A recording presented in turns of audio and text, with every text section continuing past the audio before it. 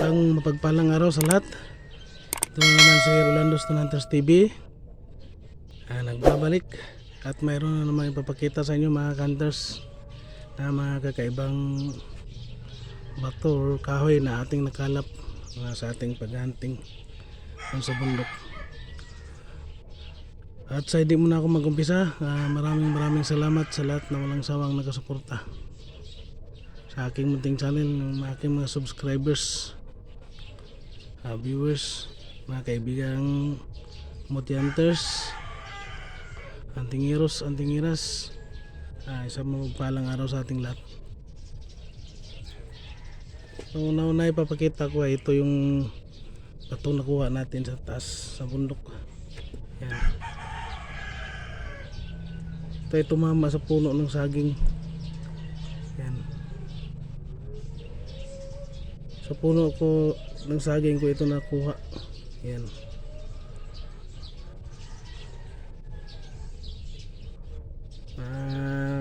Mga hunters, kayo lang husga kung anong klaseng bato ito. Basta kayo sa puno ko ito ng saging na bunot. Yan.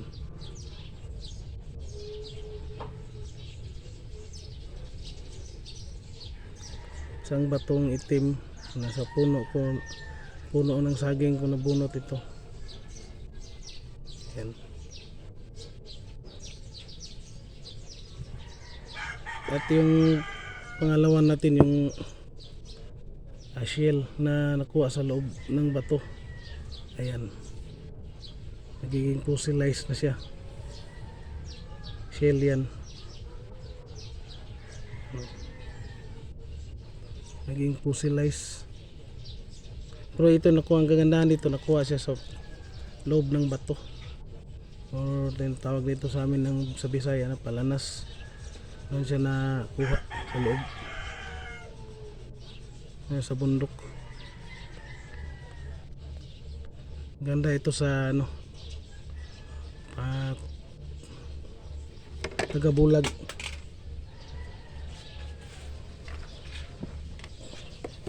Ganda ito sa Tagabulag at Kabal, kasi andyan sa nabalot siya sa bato. Yan, shell.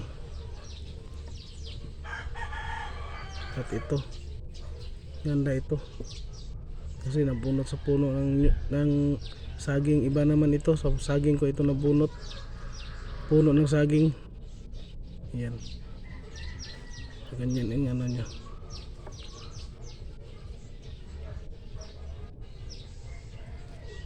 Walang sira.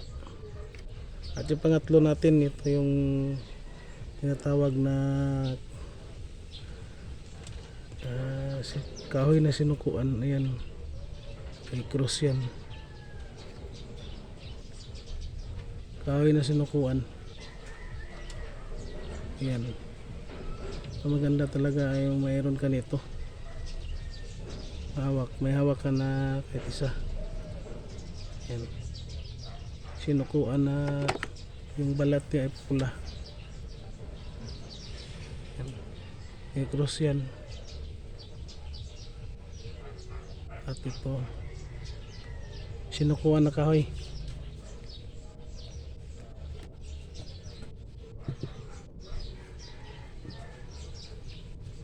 Ganda sa pang protection,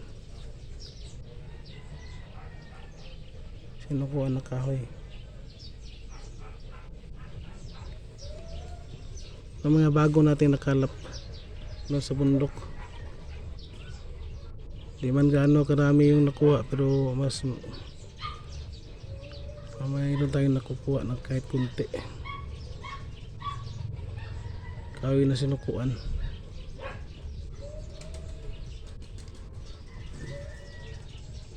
At shell yan. At maraming salamat. At ito lang muna yung ibabagi ko at ipakita ko sa inyo mga hunters. At pasensya na kayo sa aking boses kasi bago lang kasi na sa makasurvive sa ano, ubo at lagnat. At sa awa ng Diyos ay tayo naka survive.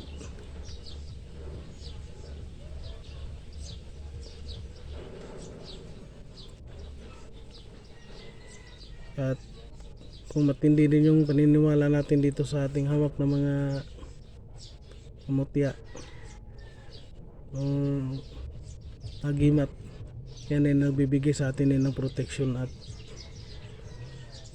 swerte.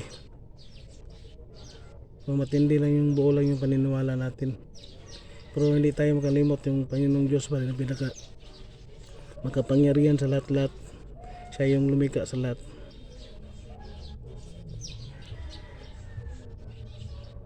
At wala muna yung babagi ko.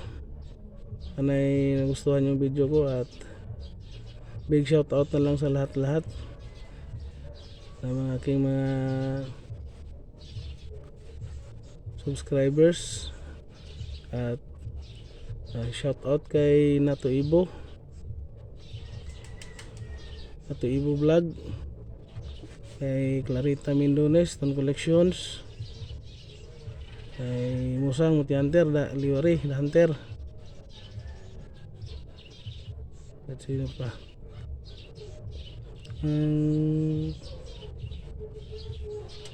kay Fernan Pids, shout out. At sa lahat-lahat na mga kaibigan ko na mga Muti Hunters, big shout out na lang sa inyong lahat. Ito lang muna yung papakita ko. And God bless sa ating lahat.